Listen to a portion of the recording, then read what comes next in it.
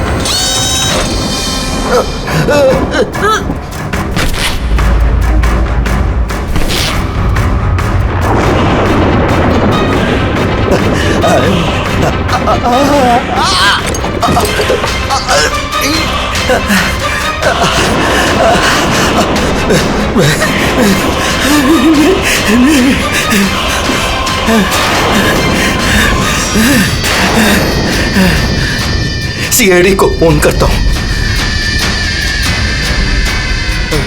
हाँ Madan ji. Hello hello Madan ji, hello Madan ji, क्या हो गया?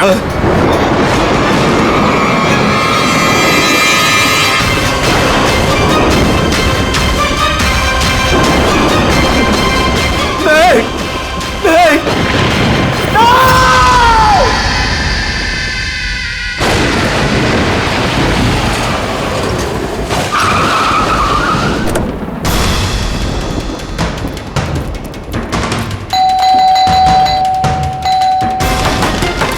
मदन जी, मदन जी, मदन जी, मदन जी,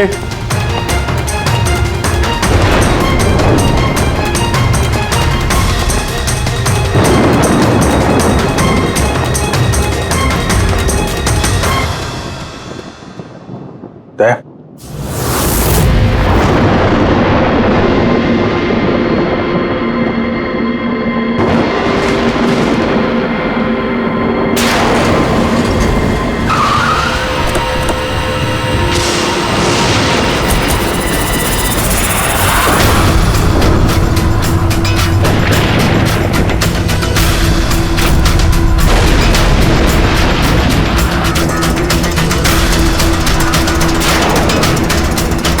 मदन जी,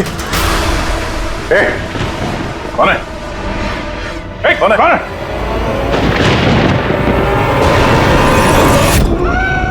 ये क्या?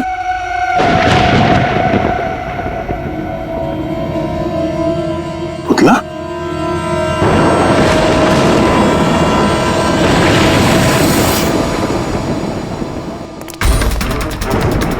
अभिजीत? सर, आने में देर हो गई।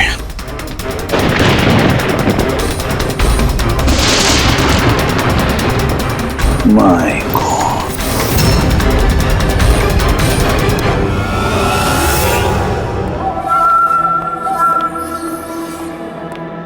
ये लीजिए। आराम से, आराम से।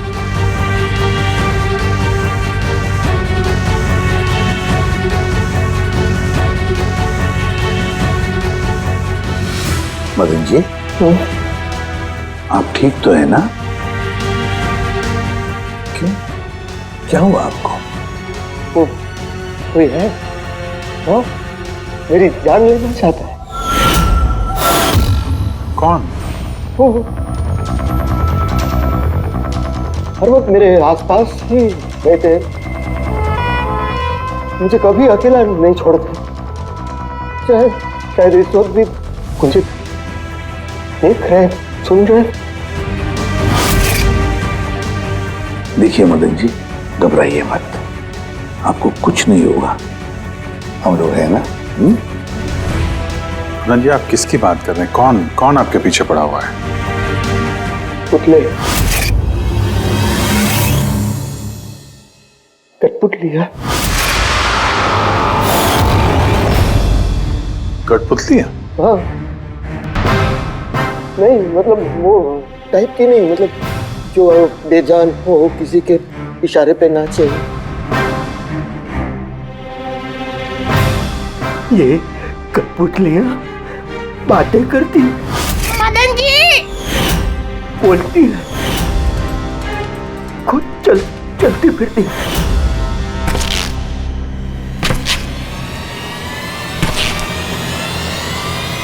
मदन जी, ओ मदन जी। बातें करने वाली कठपुतलियां। हाँ, मैं जानता हूँ आपको मेरी बात का यकीन नहीं होगा, लेकिन बात ये किसी को नहीं होगा।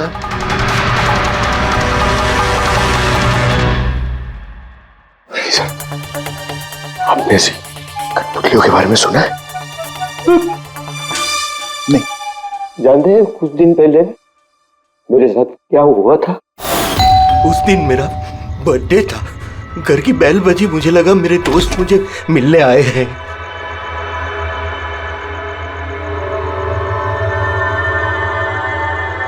इतनी रात को किसने बेल बजाई होगी?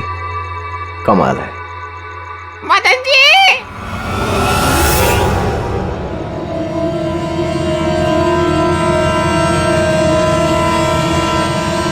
कौन? दिखाई नहीं दे रहा, मैं हूँ।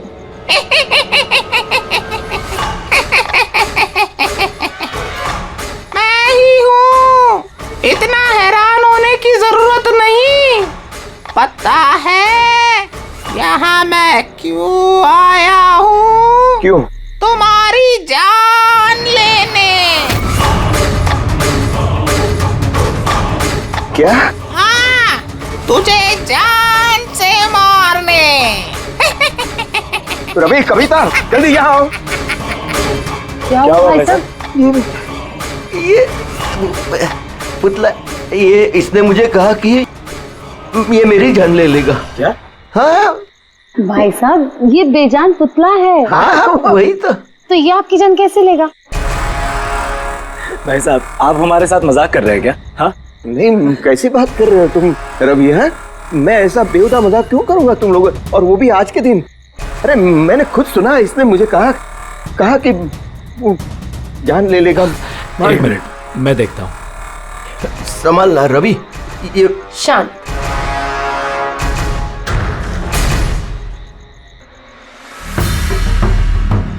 भाई साहब, लगता है शायद आपके साथ किसी ने मजाक किया है। इस लकड़ी के पुतले के अंदर किसी ने शायद स्पीकर फिट किया होगा। चेक करो, कहीं स्पीकर होगा।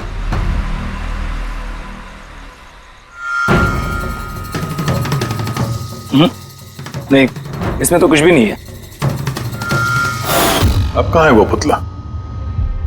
कैसे होगा?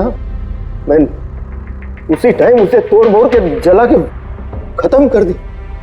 धमकी दी थी मुझे, उसे मैं कैसे ऐसे ही छोड़ देता? क्या आपने वाकई देखा था? हाँ,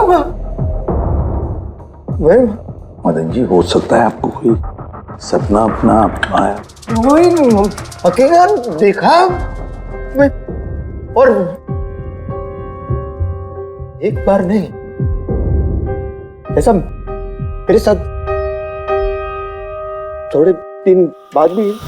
मुझे लगता है कि मदन जी को मारने का सबसे अच्छा तरीका ये है कि उनके सीने में चाकू घोंप दिया जाए। उससे तो पूरा फर्श खून से गंदा हो जाएगा। सबसे बेस्ट तरीका है मदन जी को जहर दिया जाए। एक काम करते हैं, क्यों ना उनका गला ही दबा दिया जाए? तो आप ही बता दीजिए मदन जी, आप कैसे मरना पसंद करेंगे?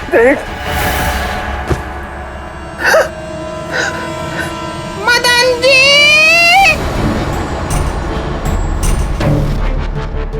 कहाँ चले?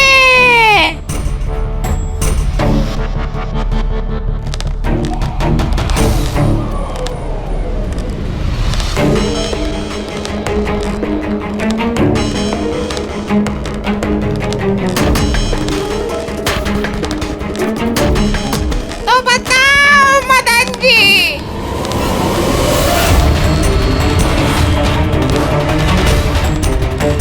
कौन से तरीके से मरना चाहोगे? बोलो मदन जी, बोलो।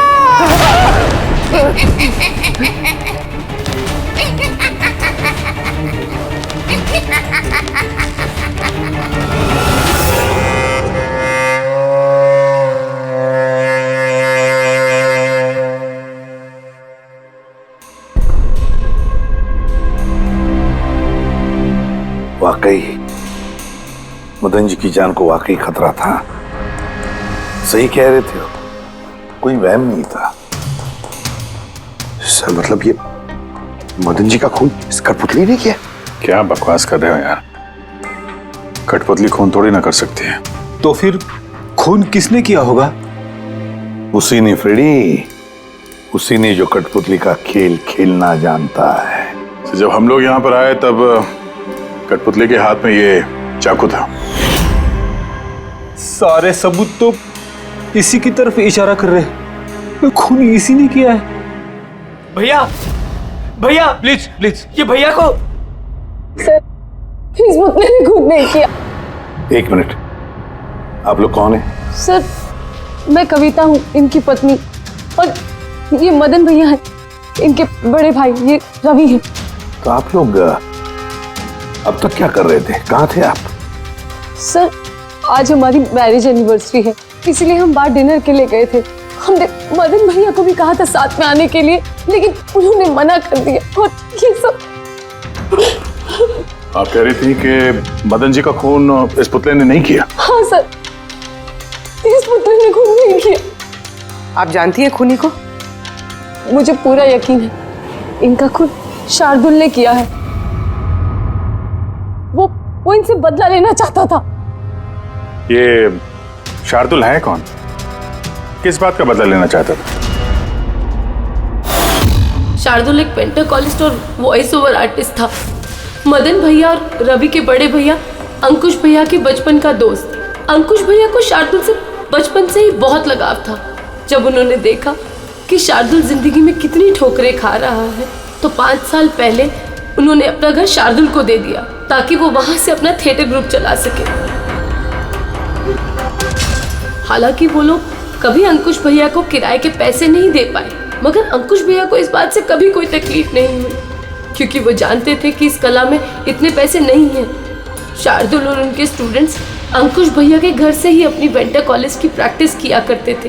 कठपुतलियों से बातें करवाने की इस कला का घंटों बैठकर रियाज किया करते थे। तो एक चीज तुम लोग अच्छे से समझ जाओ, वेंट्रिलोक्विज्म की कला आसान नहीं है, लेकिन ये इतना भी मुश्किल नहीं है। इस कला को करने की तकनीक इसके नाम में छिपी है। वेंट्रिलोक्विज्म एक लैटिन शब्द है जिसमें वेंटर का मतलब पेट और लोक्वी मतलब बोलना, और वेंट्रिलोक्विज्म मतलब पेट से बोलना। जैसे हेलो गौरव, कैसे हो तुम? फिर एक दिन अंकुश भैया गुजर गए और सब कुछ बदल गया।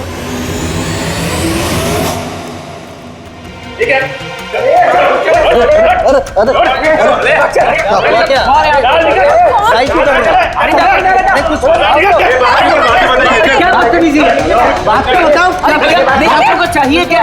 रवि, मदन, इधर क्या हो रहा है? क्या हो रहा है?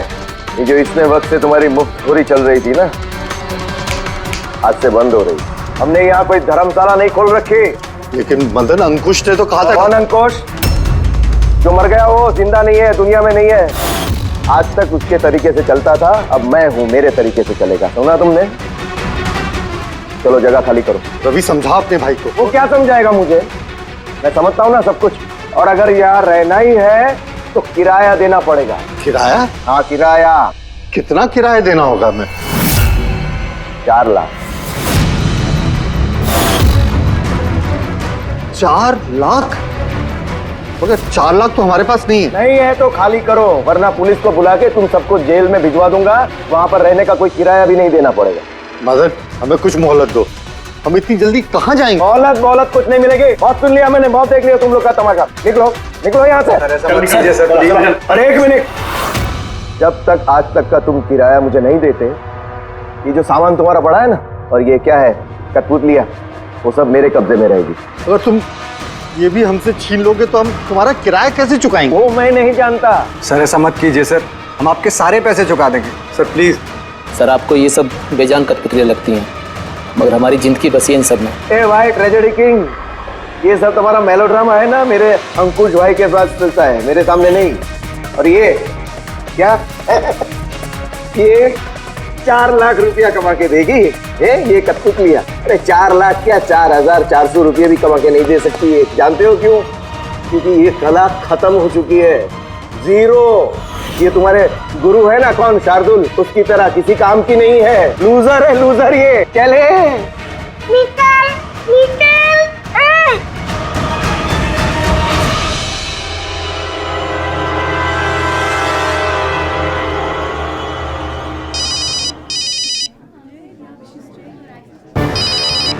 ये भी ना। कौन है भैया? और कौन, शार्दुल। बार बार मुझे इस तरह फोन करके धमकियां देता है। मैं देखता हूँ। मैं आ रहा हूँ तुझे मारने, अब तेरी जिंदगी कुछ ही दिन की मेहमान है। हेलो भैया, मेरे ख्याल से हमें पुलिस के पास जाना चाहिए। पुलिस डिपार्टमेंट में मैं किसी को जानता हूँ, शायद वो हमारी मदद करे। हाँ भैया, मुझे बिल्कुल भी उम्मीद नहीं थी कि शार्दुल इतना सनकी निकलेगा। हमें पुलिस के पास जाना चाहिए। कोई फायदा नहीं, ये शार्दुल अपने मोबाइल से फोन नहीं कर रहा, कोई लैंडलाइन नंबर से कर रहा है। Landline number? मैं पता लगाता हूँ ये नंबर कहाँ का है। क्या ये क्या बोल रहे हो तुम? हाँ सही बोल रहा हूँ, ये नंबर इस हॉस्पिटल के मॉर्ग रूम का है। शार्दुल मुझे मॉर्ग रूम से धमकी भरे फोन क्यों करेगा? इस नंबर से इन लोगों को धमकी भरा कॉल आ रहा है। कल रात को भी आया, आज सुबह भी, लगातार 3 दिनों से आ रहा है। कौन कर रहा है ये कॉल? सर इस फोन से किसी को भी फोन करने की इजाजत नहीं है। मैं सारा दिन यहीं पे रहता हूँ, इस फोन से किसी ने भी कोई कॉल नहीं किया। तो फिर तुमने किया होगा फोन? साहब मैं क्यों फोन करूंगा, मैं तो आप लोगों को जानता भी नहीं हूँ। हाँ तो हो सकता है तुमने शार्दुल के कहने पे किया हो। क्या नाम दिया आपने? शार्दुल। शार्दुल? ये है शार्दुल, जानते हो इसे? ये आप लोगों को कैसे कॉल कर सकता है? क्यों नहीं कर सकता कॉल?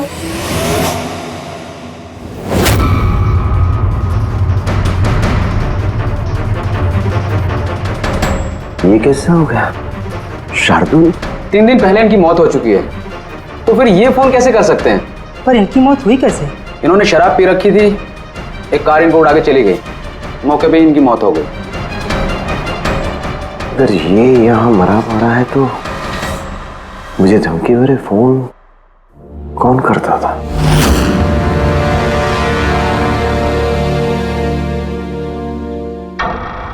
सर पुलिस रिकॉर्ड के मुताबिक तो ये सारे कॉल्स मौके लैंडलाइन से आए थे। लेकिन मौका फोन लाइन तो कोई इस्तेमाल कर ही नहीं रहा था, ये सब कैसे? पूर्वी अच्छी तरह से चेक करो, देखो चक्कर क्या है, मामला गड़बड़ है। सर हाँ? इन्हें कुछ पता नहीं चलेगा। आप ऐसा क्यों कह रही हैं? क्योंकि सीआईडी जिंदा इंसानों को पकड़ सकती है, आत्माओं को नहीं। और मैं जानती हूँ ये सब शार्दुल की आत्मा ने किया है। देखिए आत्मा जैसी कोई चीज नहीं होती है, पढ़ी लिखी होने के बाद भी आप ऐसी बातें कर रही हैं। आप भी तो पढ़े लिखे, आप ही बताइए ना, एक लाश मॉर्ग से फोन कैसे कर सकती है? कैसे मदन भैया से वो कठपुतलियां बात कर सकती है? सर आपको ये सब नॉर्मल लग रहा है? आप लोगों ने भी ऐसा कुछ अनुभव किया जैसे मदन जी ने किया था? जी सर। नहीं, हट जाओ, आज मैं तुम्हें छोड़ूंगा नहीं। बहुत परेशान किया है तुम लोगों ने मुझे, मार डालूंगा मैं आज तुमको। भैया हट जाओ। भैया क्या हुआ? क्या बताना? अरे भैया ये क्या कर रहे हैं भैया? भैया कठपुतलियां हैं, दूर रहना। कठपुतलियां? हाँ मारने आई है मुझे, मैंने कहा था ना। भैया एक बात तो सुनिए। क्या कर रहे हैं आप? रवि, ये आवाज ऊपर से आ रही है। हाँ, लेकिन ऊपर तो कुछ भी नहीं है, बस स्टोर रूम है और एक बंद पड़ा हुआ कमरा है। Store room? हाँ, उस स्टोर रूम में तो मैंने सारी कठपुतलियां बड़े से बक्से में ताला लगा के बंद करके रखी है। कठपुतलियां? क्या वो सारी बाहर आ गई? कैसे? क्या?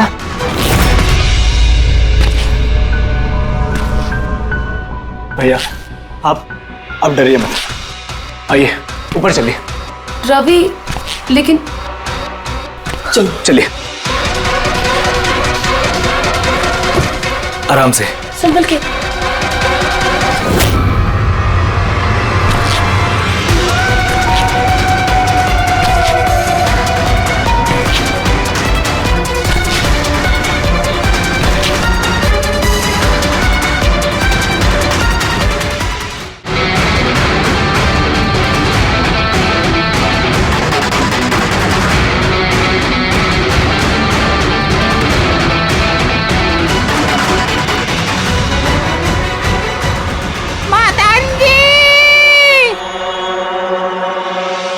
भाई साहब आवाज इस कमरे से आ रही है।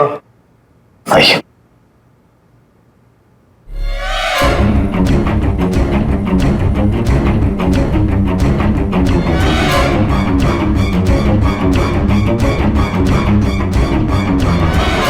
मदन जी,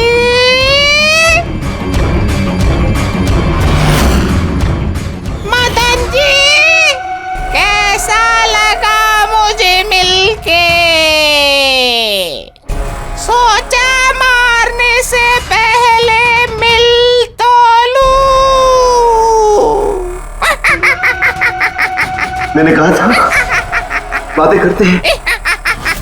सर, मदन भाई साहब ने सभी कठपुतलियों को बक्से में बंद करके रखा था, लेकिन पता नहीं ये कठपुतलियां कहां से बाहर आ रही हैं।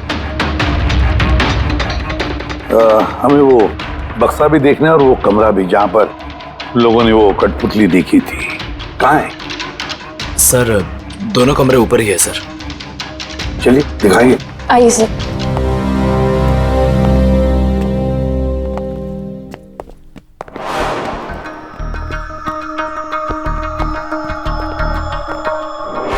सर पैरों की आवाज हमने कॉरिडोर में सुनी थी और वो पुतला हमने यहाँ इस जगह पर देखा था सर।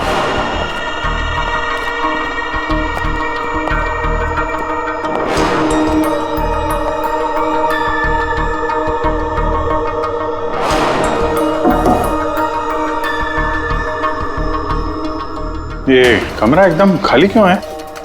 सर मैंने सोचा था कि यहाँ पर ट्रेडमिल और बाइसिकल रखूंगा और थोड़ी एक्सरसाइज करूंगा, पर कभी टाइम ही नहीं मिला।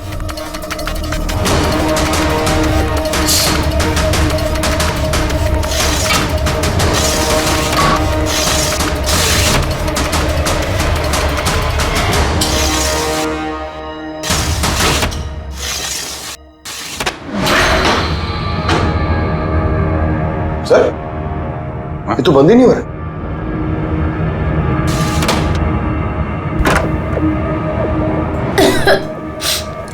आइए सर। सर यही वो पेटियां हैं जिनमें कठपुतलियां बंद थी। इधर लाइट ऑन करना। जी।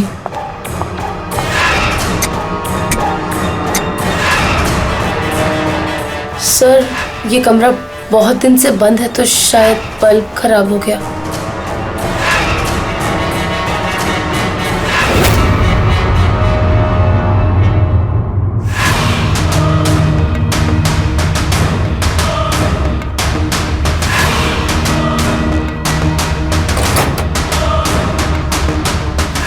सर सारे पेटियों पे ताला लगा है।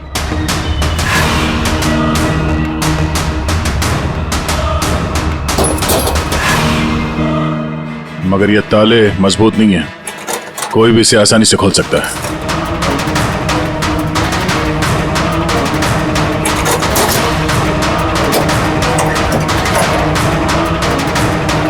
इतने सारे पुतले।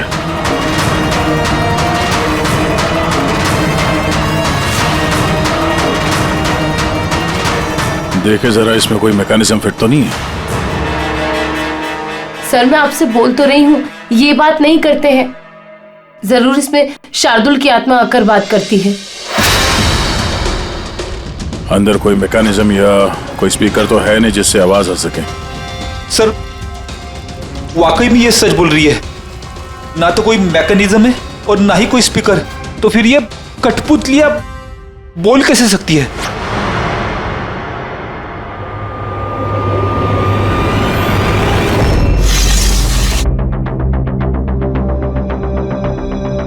लॉक खराब है?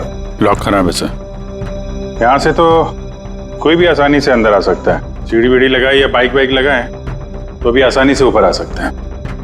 और जो भी कोई आसानी से इस कमरे में आ सकता है वो बक्से में बंद पड़े कठपुतलियों को उठाकर बाहर ले जाकर कहीं भी रख सकता है, जैसे यहाँ रखा था तुम लोगों को डराने के लिए। सर मतलब कोई आत्मा नहीं है? अरे छोड़ो आत्मा, आत्मा कभी होती ही नहीं है। ये तो वही हो सकता है जिस घर का चप्पा चप्पा जानता है, चप्पा चप्पा जानता है। और तो और कठपुतलियों के बारे में भी अच्छी मालूमात रखता है। और ये हो सकते हैं शार्दुल के स्टूडेंट्स। शार्दुल के स्टूडेंट्स पता लगाना पड़ेगा ये शार्दुल की स्टूडेंट्स इस वक्त है कहां और कर क्या रहे हैं। हाय, मेरा नाम है फ्रीडा। मेरा नाम दीपेश। मेरा नाम है तरल। और मेरा नाम है लोचन।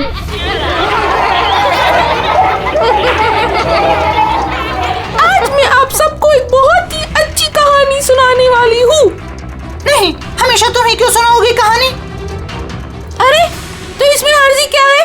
हाँ, फ्रीडा, तुम्हें हमेशा सबसे अच्छा रोल चाहिए होता है। हाँ दीपेश, तुमने बिल्कुल सही कहा। मेहनत हम करते हैं और फेमस तुम होती हो। तुम्हारी कठपुतली का भी यही कहना है। सर समझ में नहीं आ रहा सर, ये कठपुतली बात कैसे कर रही है? अरे पंकज, एक कला है आवाज बदलने की कला। इसे कहते हैं वेंट्रिकुलिज्म। बिल्कुल, बात तो यही लोग कर रहे हैं, लेकिन लगता है कि ये आवाज कठपुतली के मुंह से निकल रही है। मगर सर ये लोग कहाँ बात कर रहे हैं? देखिए ना, इनके तो मुंह भी नहीं चल रहे। देखो, मैं कह रहा हूँ मैं सबसे बेस्ट हूँ। यही तो कला है पंकज, बिना मुंह खोले इतनी साफ आवाज में बात करना। आवाज यहाँ पेट से निकलती है। वो आत्मा भी इसी कला की पैदाइश थी। उन पुतलों ने इसी कला के जरिए मदन जी से बात की थी और वो न्यूज रीडर्स ने भी। मगर सर ये लोग तो कठपुतलियों को ऐसे हाथ से हिला रहे हैं सर। हाँ, तो ऐसे तो होता है पेट शो में। मगर सर मदन जी ने वो पुतला देखा था, उसे तो कोई हाथ से नहीं हिला रहा था, ना ही कोई बात कर रहा था ऐसे।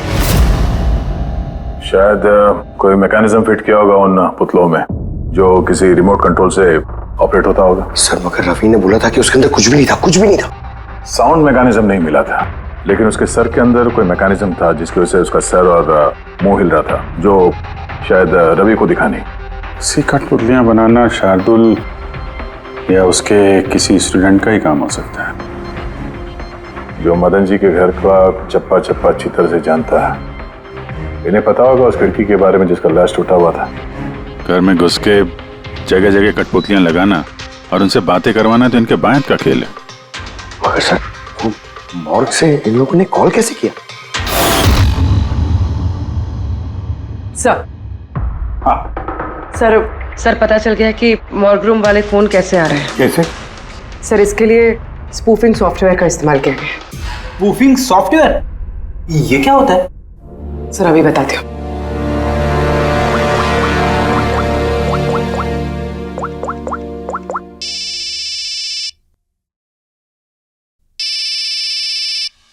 अरे यार, मेरी वाइफ को भी अभी फोन करना था। सर, मैं बिजली का बिल भरना फिर से भूल गया हूँ। शायद बिजली कट गई होगी। डांटने के लिए मुझे फोन किया होगा। फोन उठाऊं क्या? ले लो, जाओ जल्दी बात करो। हेलो, हाँ, मैं घर आने से पहले बिजली का बिल भर दूंगा। क्या फ्रेडी सर, इस बार बिजली कट ही जाएगी। अरे पूर्वी, तुमने फोन किया? मगर ये तो मेरी वाइफ का फोन नंबर है। पूर्वी, ये कैसे किया? सर ये तो स्पूफिंग सॉफ्टवेयर का कमाल है। फोन कहीं से भी करो, नंबर वही दिखाओ जो आप चाहते हो। पूरी ये सॉफ्टवेयर तुम्हें मिला कहाँ से? सर साइबर यूनिट से लिया है। सर इसकी मदद से सिर्फ नंबर ही नहीं बल्कि इंसान अपनी लोकेशन भी गलत बता सकता है। अरे बाप रे सर, ये तो बड़ा खतरनाक सॉफ्टवेयर है। हाँ, खूनी ने मॉर्ग का नंबर इसलिए चुना ताकि हमें लगे कि ये सारा चक्कर शार्दुल की आत्मा का है, शार्दुल की आत्मा का। अच्छा बच्चों, आप लोग को मिलके बहुत मजा आया। अगली बार फिर मिलेंगे। बाय। संभाल के बच्चे, संभाल के। Bye bye bye bye. जी कहिए, क्या मैं आपकी मदद कर सकता हूँ? जी हाँ, आप लोग मदद नहीं करेंगे तो और कौन करेगा? दरअसल हम ये जानना चाहते हैं कि मदन जी को डराने का प्लान आप में से किसका था? हम लोग कुछ समझे नहीं। अच्छा, तुम लोग भी नहीं समझे? हाँ? नहीं सर, अभी नहीं समझा? मैं निर्दोष हूँ। बहुत हंसी आ रही है। हाँ? एक आदमी की जान चली गई, तुम सबको बहुत हंसी आ रही है। जान? किसकी जान? मदन जी की। खून हुआ है उनका सीआईडी से हम लोग। सीआईडी? जी हाँ, सीआईडी। और हमारे शक के दायरे में हो तुम सब।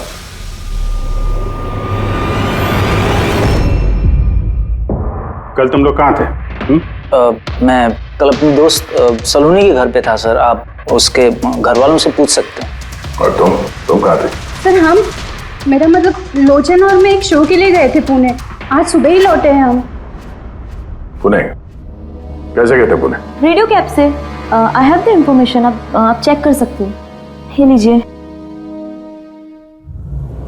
क्या हुआ? बहुत पसीने छूट रहे हैं तुमको? हाँ? तुम कहाँ थे कल रात? सर वो मैं बताता हूँ।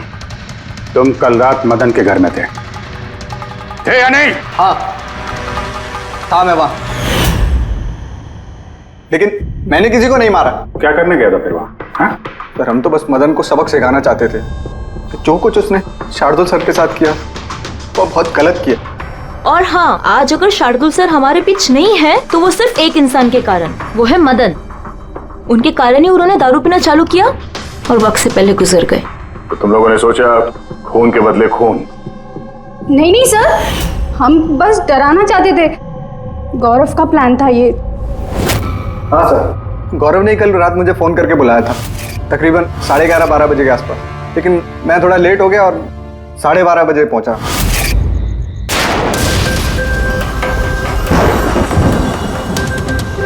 आज तो वैसे ही बहुत लेट हो गया, मार ही डालेगा गौरव मुझे।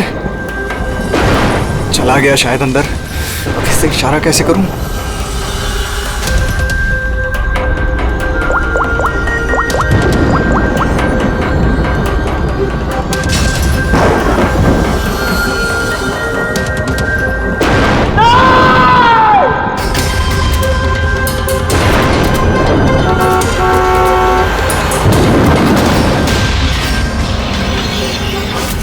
गड़बड़ तो हुई ना? मदन जी का खून हुआ रात में। सर मेरा इस खून से कोई लेना देना नहीं है। और गौरव का? सर ये तो गौरव ही बता सकता है ना। ठीक है, बुलाओ गौरव को। कहाँ है वो? गौरव तो फिलहाल गोवा में। गोवा? गोवा किस लिए? सर ये पता नहीं। उसको बचाने की कोशिश मत करना वरना खुद बच जाओगे, समझे? नहीं सर, ऐसी बात नहीं है। कल रात को जब मैंने उसे फोन किया तो उसका फोन बंद आ रहा था। आज सुबह उसका मैसेज आया मेरे पास। मैसेज? इधर सर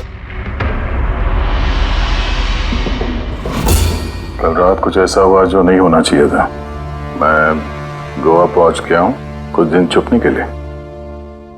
लेकिन ये गोवा पहुंचा कब और कैसे? जब हम लोग क्राइम सीन पे पहुंचे तो वो वहां पे था नहीं। हाँ, अगर हम मान भी ले कि जब हम लोग वहां पर पहुंचे उससे ठीक पहले वो वहां से निकला था, तो वो गोवा कैसे पहुंच सकता है? खून हुआ रात के 1 बजे, उसके बाद हम लोग वहां पहुंचे और रात को कोई फ्लाइट तो है नहीं गोवा जाने वाली। सर अगर फ्लाइट से नहीं और बस से या फिर गाड़ी से गया हो तो? नहीं पंकज, ड्राइव करके गोवा पहुंचने में कम से कम 12 घंटे लगते हैं और ये मैसेज आया है सुबह 9 बजे। मतलब गोवा पहुंचने से पहले ही उसने मैसेज कर दिया कि वो गोवा पहुंच चुका है।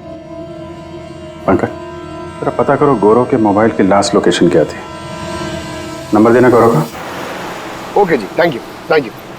सर गौरव का आखिरी लोकेशन मदन जी का बंगलो ही था और कल रात 11:30 बजे उसका फोन बंद हुआ। 11:30? Hello, thank you sir.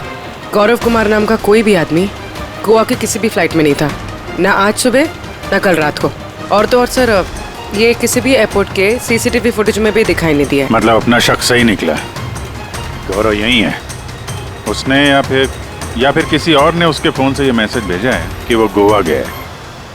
लेकिन सर कोई ऐसा करेगा क्यों? वो तो अभी पता नहीं है फ्रेडी, लेकिन एक बात समझ में नहीं आ रही। गौरव जी को मदन जी को मारना था तो वो कभी भी मार सकता था, ये डराने का ड्रामा क्यों? ये चारों लोग मिलकर ये जो कठपुतली का गेम खेल रहे थे, और तो और जब उसने मदन जी को मारा तो इसके बारे में अपने दोस्तों को बताया भी नहीं। यहाँ पे कुछ पेच है। इसका एक ही मतलब है बॉस, या तो गौरव को हड़बड़ी में मदन जी को मारना पड़ा जब वो पकड़ा गया, या फिर खूनी गौरव नहीं कोई और ही है। सर अगर खूनी कोई और है तो फिर ये गौरव कहाँ है? हो सकता है खूनी ने गौरव को मार के उसे गायब कर दिया और हमारे सामने ऐसे सबूत डाल दिए जिससे हमें ये लगे कि वो हमसे छुप रहा है, गोवा में है वो। ये लॉक टूटा हुआ है। इसी खिड़की से गौरव और उसके साथी अंदर आते थे मदन जी को डराने के लिए। अगर ये गौरव कल रात यहाँ पे आया था उसके बाद से गायब है तो हो सकता है उसके साथ जो कुछ भी हुआ यही हुआ। अगर यहाँ उसके साथ कुछ हुआ है तो कुछ ना कुछ ट्रेसेस तो मिलने चाहिए। लुमिनल टेस्ट करके देखते हैं। पूर्वी सर,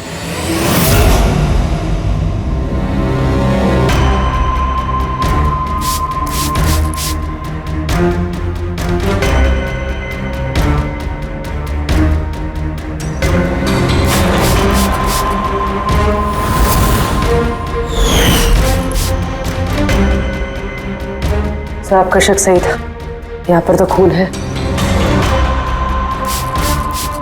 तो इस दरवाजे से जैसे ही बाहर निकला होगा किसी ने हमला किया उसमें। सर इस तरफ तो कोई निशान नहीं है। इस तरफ देखो।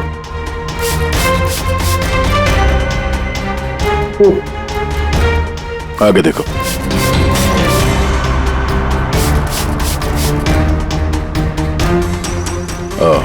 मतलब हमला करने के बाद गौरव को घसीट के यहाँ स्टोर रूम तक लाया गया।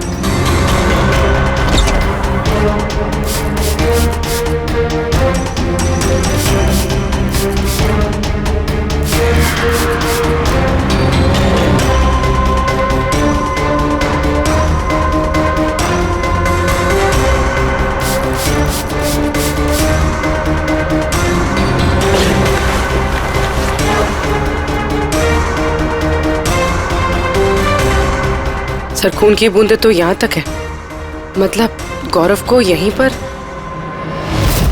और हम लोग यहाँ पर आए और हमें पता भी नहीं चला। और अब यहाँ से गायब। लगता है अब बॉडी को ठिकाने लगा रहे होंगे इस घर के लोग।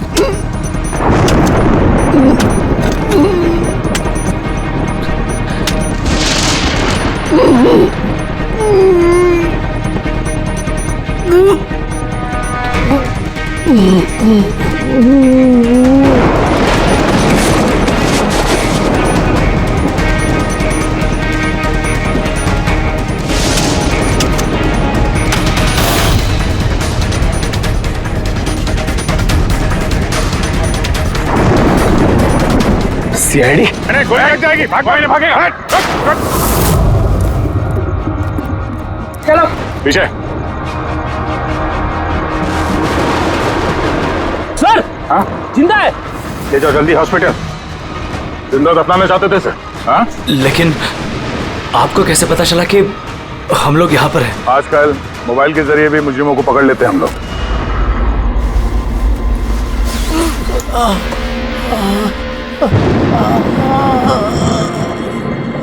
चल कमान, लेके जाओ जल्दी। आजा।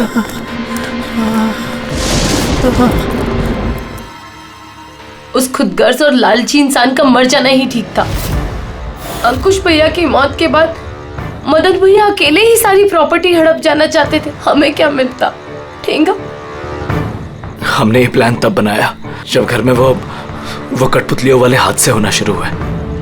हम जानते थे सर कि कोई आत्मा वात्मा का चक्कर नहीं है, इसीलिए हम एक रात जागे ताकि इस कठपुतली के राज से पर्दाफाश कर सके। और फिर तुम लोगों ने गौरव को पकड़ लिया? हाँ।